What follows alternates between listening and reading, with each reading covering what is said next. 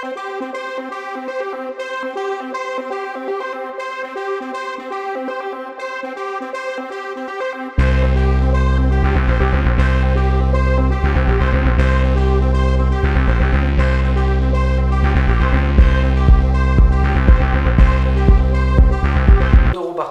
suis le nouveau directeur sportif du Paris Cycliste Olympique, donc je viens d'arriver il y a à peine un mois. Je suis en charge de la direction de l'équipe division nationale du club et en même temps aussi de toute la gestion sportive de l'association. Donc cette année c'est un nouveau challenge pour moi et puis aussi pour l'équipe, puisque ça va faire 3 ans que le Paris Cycliste Olympique est en division nationale. Cette année, on a l'ambition d'être en division nationale 2. Alors maintenant, ça a changé, ça sera nationale 2. Avant, on était en nationale 3. On a bien sûr recruté quelques nouveaux coureurs, des coureurs qui ont un très gros palmarès et je pense qu'ils vont apporter énormément de bien au niveau du terme de résultats pour l'équipe. Et puis aussi, on a gardé tous nos cadres, comme Julien Pirat, avec qui on a vraiment une entière confiance en lui, parce qu'on sait qu'il est régulier. C'est un garçon qui apporte énormément à l'équipe. Et voilà, on l'a bien vu, il est constant et puis c'est quelqu'un qui arrive toujours à mettre une bonne ambiance au niveau de l'équipe et aussi tirer l'équipe vers le haut. Donc ça, c'est très important pour nous.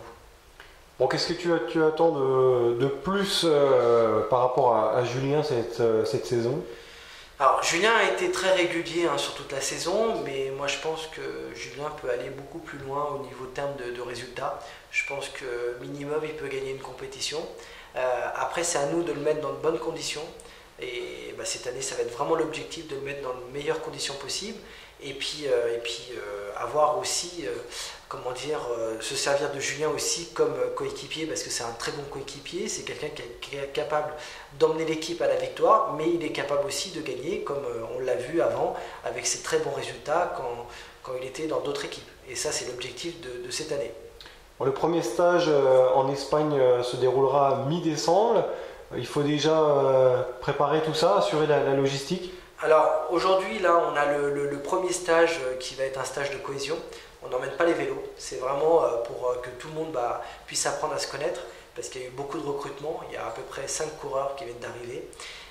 Donc il y a des coureurs avec un gros palmarès et des autres coureurs qui sont plus jeunes et qui arrivent seulement à haut niveau. Donc premier stage de cohésion, l'objectif c'est de se connaître tout simplement, et puis aussi avec le nouveau staff.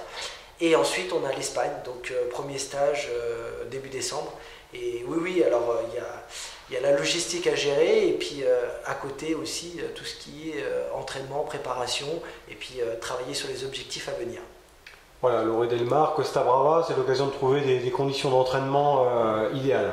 On est habitué à aller là-bas, et puis la plupart des cyclistes à haut niveau s'entraînent là-bas. Pourquoi? Parce que déjà le cadre est idyllique, et en même temps c'est vrai que les conditions climatiques sont très agréables pour reprendre le vélo tranquillement. Il y a un peu de dénivelé? Il y a un petit peu de dénivelé, mais ça ne sera pas le but au mois de décembre, c'est surtout chercher du plat. C'est vraiment la reprise, ça sera plus au mois de janvier quand on va retourner sur place, là on ira chercher le dénivelé. Où ça exactement en Espagne? Pareil, on est à Lloret del Mar, mais en fait ce qui est intéressant avec Lloret del Mar, c'est si on veut faire du plat, on a vraiment des terrains où on pourra faire que du plat, et si on veut s'aventurer sur des terrains accidentés, on pourra aller faire de la montagne. Bon, les compétitions se dérouleront dès la mi-février, c'est ça? Mi-février, avec les plages vendéennes, ça sera une préparation, parce que la Coupe de France va vite arriver, elle sera début mars, et ça sera Bordeaux-Saintes. Et donc ça risque d'être un objectif pour le club.